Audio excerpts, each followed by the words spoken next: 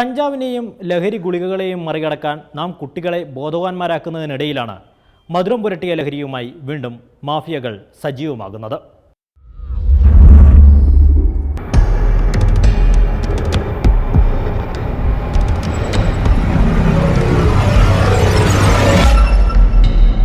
ഈ മധുരലഹരിക്ക് പിന്നാലെയാണ് ഇപ്പോൾ കുട്ടികൾ.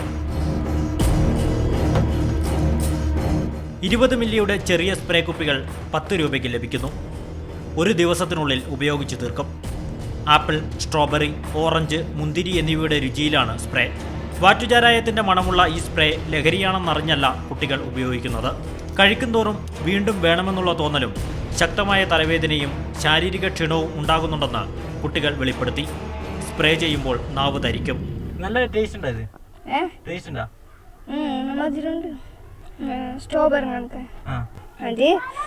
അധികം അടിച്ചോണ്ടിരുന്ന് കുറച്ച് കഴിഞ്ഞെങ്കിൽ തലവേനാവും. അത് തുറന്ന് ഇത്ര ഉണ്ട് ബോട്ടിൽ അടുക്കുന്നത്. ഒരാഴ്ചയോളം ലഹരി സ്പ്രേ ഉപയോഗിച്ച കുട്ടികളെ നിരീക്ഷിച്ചപ്പോൾ അവരിൽ ഉന്മേഷക്കുറവ് പ്രകടമാണെന്ന് അധ്യാപകർ പറയുന്നു.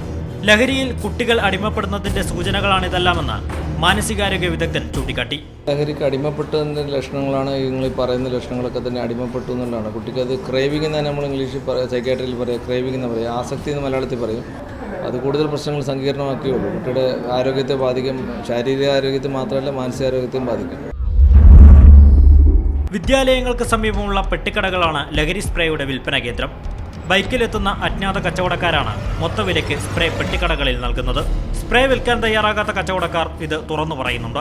ബൈക്കിലെ ഒരാൾ വിൽപ്പനക്കായിട്ട് കൊണ്ടുവന്നു. ഞാൻ പിന്നെ താല്പര്യപ്പെട്ടില്ല, ഞാൻ വാങ്ങില്ല. ഞാൻ ഇത്തരം കാര്യങ്ങളൊന്നും വിൽക്കാറില്ല. അവരെന്താ പറഞ്ഞത്? അവർ എന്തെങ്കിലും ഓഫർ ഉണ്ടോ വെക്കുന്നതിന്? അവർ പിന്നെ നല്ല ചെറിയ പൈസയാണ്, പിന്നെ 10 രൂപയ്ക്ക് വിൽക്കാം, 5 രൂപ താഴെ എന്തോ വിലയുള്ളൂ എന്ന് പറഞ്ഞു. ചൈനൻ്റെ പ്രൊഡക്റ്റാണെന്ന് കണ്ടപ്പോൾ എന്താ മനസ്സിലായി. നമ്മുടെ വിദ്യാലയങ്ങളിൽ സാമൂഹ്യ നിരീക്ഷണം അനിവാര്യമായിരിക്കുന്നു. അധ്യാപകരും രക്ഷിതാക്കളും കച്ചവടക്കാരും നാട്ടുകാരും പോലീസുമെല്ലാം ഒരേ മനസ്സോടെ പ്രവർത്തിച്ചാൽ മാത്രമേ വരും തലമുറയെ നമുക്ക് ലഹരിയുടെ വിപത്തിൽ നിന്ന് രക്ഷിക്കാൻ കഴിയൂ.